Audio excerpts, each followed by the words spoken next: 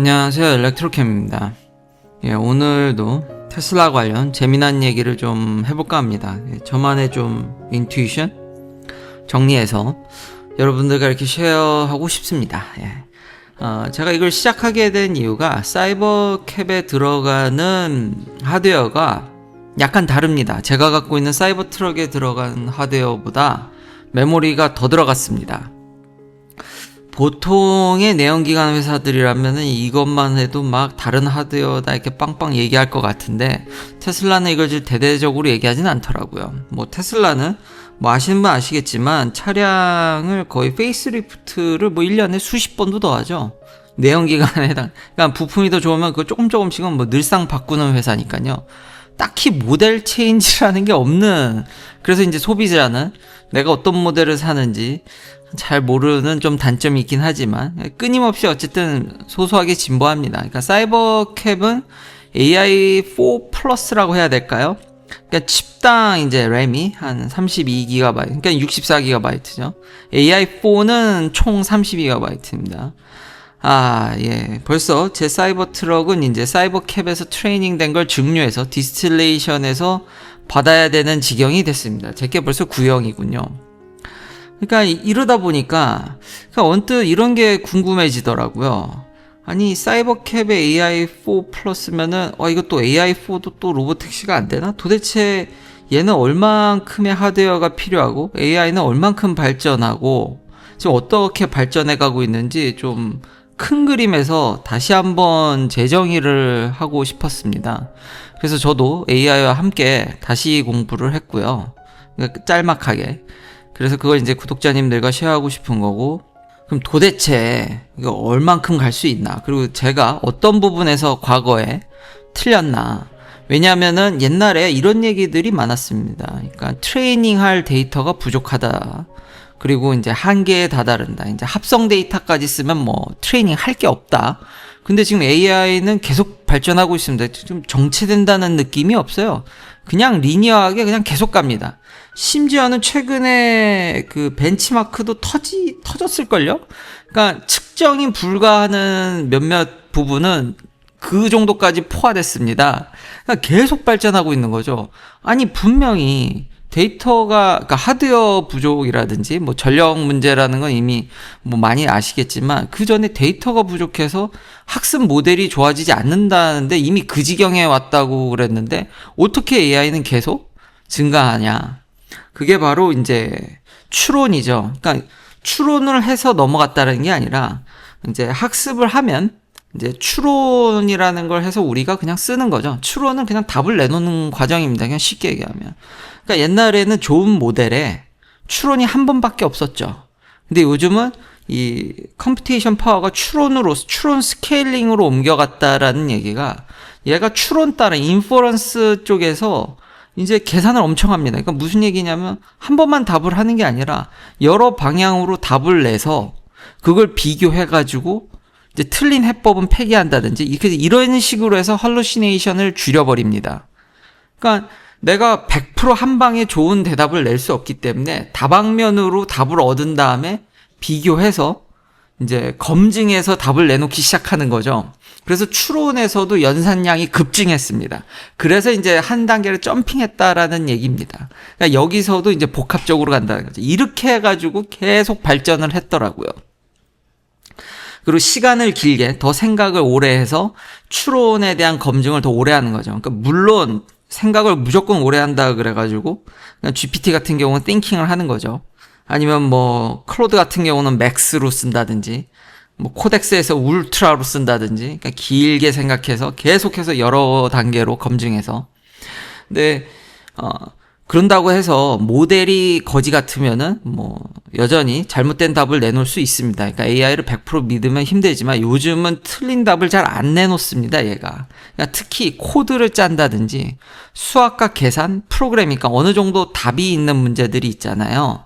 그러니까 우리가 해야 되는데 빤히 확실한 답이 있거나 수학같이 아니면은 어느 정도의 방향성이 정해져 있는 거는 우리가 이 방향을 원한다 그러면은 얘가 온갖 방법을 다 찾아가지고 그 단계를 다 파헤쳐 줍니다. 그러다 보니까 할루시네이션도 엄청나게 줄었고 웬만한 답이 인간 뺨치게 합니다. 근데 이제 물론 연구라든지 제가 하는 R&D라든지 아예 무에서 이런 걸 하는 거는 힘듭니다, 여전히. 그렇지만 수학이라든지 답을 우리가 어떤 원하는 거에 있어서는 그렇게 해서 할루시네이션이 줄었고, 이 추론에 우리가 컴퓨테이션을 많이 쏟고, 그래서 이제 FP4라든지 더 쪼개는 방식으로, 그러니까 트레이닝 할 때는 FP16이었지만 4로 쪼개서 더 계산량을 여기에 더 이제 하는, 그래서 얘가 무지막지하게 이제 발전한 것이죠.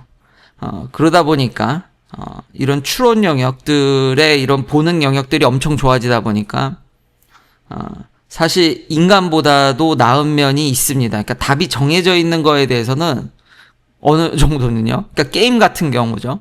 그런 거는 이미 인간을 월등히 생각하는 능력이 월등히 뛰어넘습니다. 얘만큼 우리가 생각할 수가 없기 때문에. 그래서 바둑 같은 경우 최근에 대단한 일이죠. 이 신진서 구단이 이런 기사가 이제 헤드라인만 나왔는데 바둑 AI에서 카타고를 꺾었다. 근데 사실은 2점 젖바둑입니다. 2점 두고 둔 거지. 그러니까 1대1로 붙은 건 아닙니다. 근데 2점 놓고도 프로가 이기기 어렵습니다. 거의 불가능한데 대단하죠. 근데 이제 이것도 근데 두 번째 경기를 이긴 거지 첫 번째 경기는 그냥 깨지더라고요. 진짜 대단합니다. 진짜 AI의 발전은 진짜 무궁무진하고, 그러니까 이런 식으로 레이어들끼리 이제 서로 검증하고 쌓고 계속 올리는 거죠. 이러다 보니까 내가 신뢰율이 95%라도 95%인 애들을 수십 개를 묶어가지고 다른 방향으로 비교해버리면은, 좀 더 완벽한 대답을 내놓을 수 있는 거죠.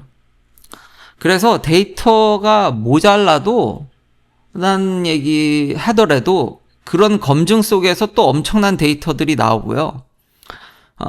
그래서 앞으로 발전은 이제 가파릅니다. 2030년까지 AI는 예측하더라고요. 왜냐하면 이제 추론뿐만 아니라 에이전트가 있잖아요. 저도 엄청 쓰고 있는데 다각도의 에이전트들끼리 이제 비교해서, 그러니까 같은 일을 두 놈한테 줄 수도 있는 거 아니에요? 에이전트 둘한테. 그래서 나온 결과를 제가 비교하기도 합니다. 그러니까 그렇게 쓰면서 저도 이렇게 하면 더 발전하겠네라는 생각이 저도 들더라고요. 현업에서 에이전트 여러 개 돌리는데 이걸 왜 분업화해? 어차피 기계잖아요. 똑같은 일을 다른 애한테, 그러니까 클로드한테도 주고 GPT한테도 주고 답을 비교하고 거기서 제가 원하는 걸 취사 선택한다든지 제미나이한테도 주기도 하죠. 그러니까 AI를 여러 개를 거느리고 그냥 그 AI 안에서도 에이전트가 열 몇 개씩인데 그냥 똑같은 일이어도 얘한테도 시키고 쟤한테도 시키고 그래서 묶어서 저도 그러고 있습니다. 근데 제가 그러고 있는데 얘네들도 그렇게 하겠죠. 결국 다음 버전에서는. 그렇게 해서 답이 점점 좋아집니다. 정말 대학생들은 할 일이 없습니다. 제가 봤을 때. 진짜 경력자만 필요한 세상이고요. 진짜 그러면서 좀 암울한데 그리고 이제 피지컬 AI, 로봇이라든지 영상, 음성까지 이제 멀티모달까지 근데 이거 하려면 근데 이제 하드웨어가 문제긴 한데 그래서 지금 주식시장도 뭐 좀 아무래도 메모리 값이 워낙 비싸다 보니까 뭐 그런 영향들, 현재 빅테크가 돈이 있냐 없냐 뭐 그래서 이게 플럭추에이션이 심하겠지만 장기적으로는 더 상위 레벨의 지적 노동이 있잖아요. 연구 제가 하고 있는 그것도 사실은 기계가 물론 제 그런 잡이 위태위태하겠지만 그것도 사실은 인간들이 하고 싶지 않습니까? 굳이 내가 공부를 해야 되나? 얘가 잘하면 되지 않을까? 정말 무서운 세상인데. 그러니까 이런 영상, 음성, 로봇 같은 것도 이제 그런 것들을 자유자재로 움직이게 되면은 더 이제 엄청나겠죠. 그래서 아직은 가파르게 계속, 그러니까 수요가 있기 때문에 발전할 거라는 게 전 믿어 의심치 않습니다. 그래서, 물론 이제 모델도 계속 개선을 해야겠지만요. 요즘 모델이 개선되기보다는 추론이라든지 다른 이런 레이어들을 묶는 데 더 영향이 많이 가기 때문에요. 그래서 이제 얘가 좀 생각을 오래 하면 다시 한번 100% 그렇다고 꼭 맞는 건 아닙니다. 그러니까 어느 정도 답이 있는 문제, 그래서 이제 프로그래머들이 좀 직격탄을 맞기도 했죠. 그러니까 답이 어느 정도 있거나 답이 어느 정도로 가이드되는 데 있어서는 인간보다도 엄청난 솔루션들을 제공합니다. 근데 아예 무에서 유를 창조하는 건 쉽지 않습니다. 자, 그래서 이런 식으로 데이터가 우리가 뭐 트레이닝 데이터 부족하네 뭐 그런 AI가 어느 정도 저도 그런 걸 했고요. 왜냐하면 머신러닝 할 때 예전 영상 보면 제가 어느 정도 세츄레이션 된다라는 표현을 굉장히 많이 썼는데 세츄레이션 될 때마다 얘네들이 한 단계씩 다른 쪽에다 무게를 준다든지 다른 모델들을 계속 이 레이어 올려가지고는 계속 발전을 해왔더라고요. 테슬라도 뭐 비슷하다고 생각이 됩니다. 근데 이런 식으로 계속 이제 발전을 해가는 거죠. 근데 테슬라에 있어서는 약간 이게 다르더라고요. 왜냐하면은 생각할 시간이 부족합니다. 운전은. 그래서 이런 걸 좀 이제 고려해 볼 필요가 있다라는 거죠. 하드웨어가 중요하긴 한데 사실 많은 행동들이 운전이 우리가 그렇게 생각을 하고 운전을 하진 않습니다. 근데 이제 엣지 케이스에 있어서는 그쵸, 사람도 생각하다가 사고가 나죠. 저게 뭐지 하다가 박는다든지.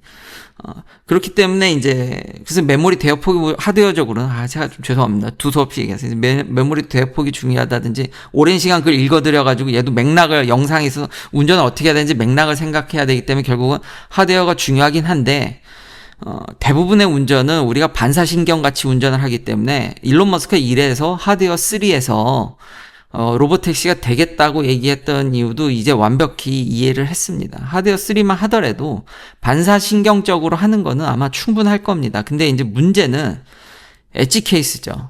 이제 엣지 케이스를 결국은 어떻게 다룰 것이냐. 결국은 그 엣지 케이스를 해결을 하려고 그러면은 메모리를 더 늘려야 되고 용량을 늘리거나 아니면 이제 더 좋은 방식의 어떤 이거를 핸들링할 방식이 없으면은 테슬라도 이거를 메모리를 결국은 더 늘리기는 하긴 해야겠구나. 이것도 AI4에서도 안 된다고 할 수도 있을지도.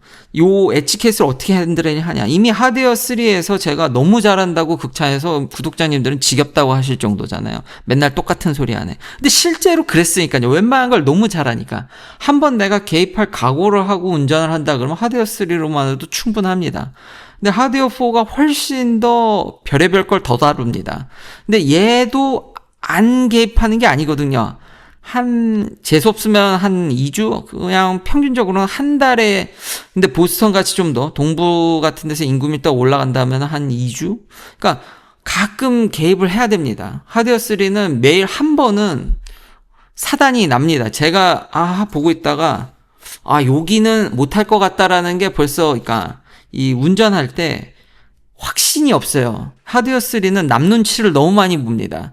그러니까 예를 들면 여기서 신호등이 어떤 경우 신호등이 망가졌으면은 일단은 서행하다가 주변 차가 가는지 안 가는지를 보더라고요. 하드웨어 4는 딱 보고 그냥 가도 되면 그냥 갑니다. 확실히 판단이 더 빠르고 확신이 느껴져요. 하드웨어 3는 이걸 보면은 그러니까 차 어디서 느끼냐면 스티어링 휠을 얘가 지그재그로 한 번씩 털 때가 있어요. 가끔. 그러니까 얘도 이제 고민하는 거죠. 이게 맞는 거야라고. 근데 하드웨어 4로 다시 가보면 그냥 가거든요.